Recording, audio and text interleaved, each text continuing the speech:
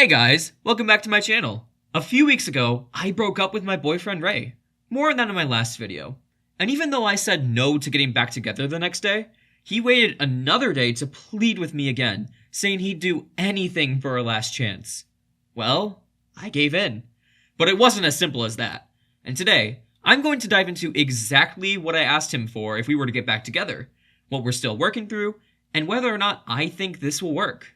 But before all that, let's start with his plea to get back together. When somebody you love says they'll do anything for a last chance, it's hard not to wonder how far they'll really go. And for me, yes, I was curious. But at the same time, I wasn't going to exploit his desperation unfairly.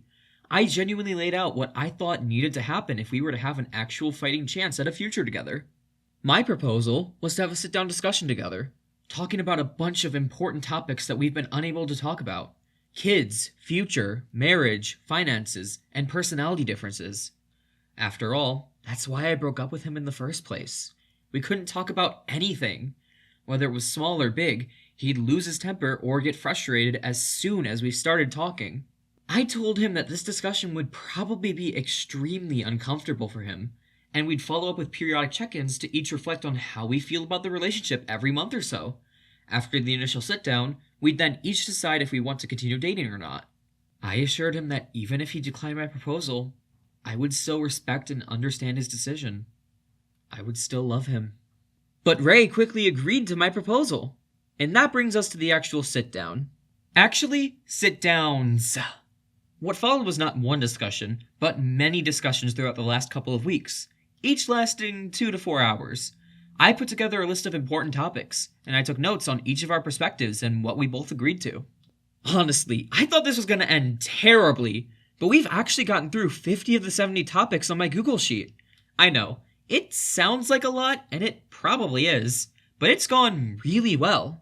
Perhaps he's being extra careful and cooperative out of fear of losing me?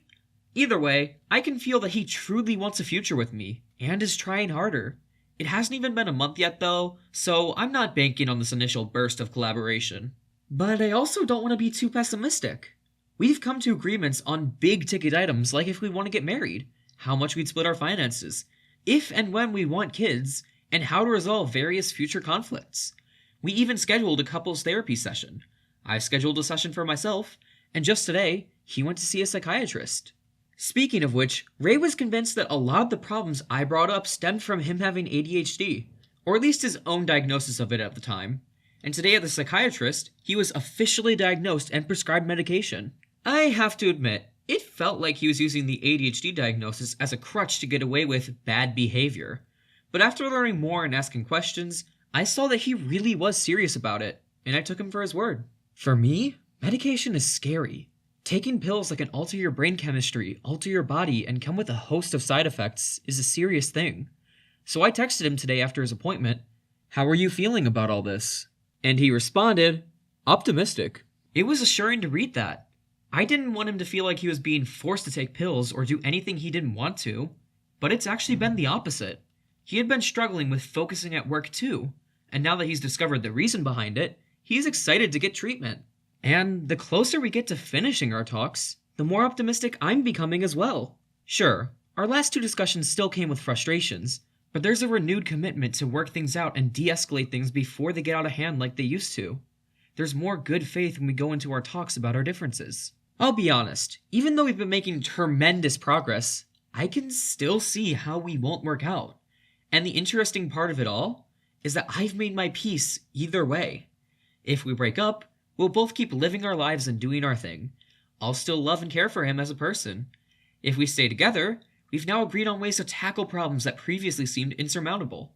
In life, there are many paths to happiness, and whether it's with Ray or not doesn't need to be something to worry about. And it won't take away the place he'll always have in my heart. So as long as we're loving each other and trying, I'm here for him, and he's here for me.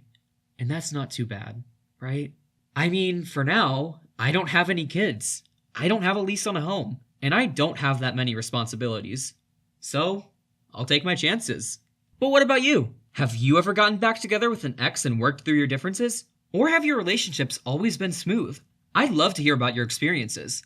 And lastly, if you like this video, please give it a like. Subscribe and ring that bell so you don't miss future videos. Thanks for watching, and have a great day.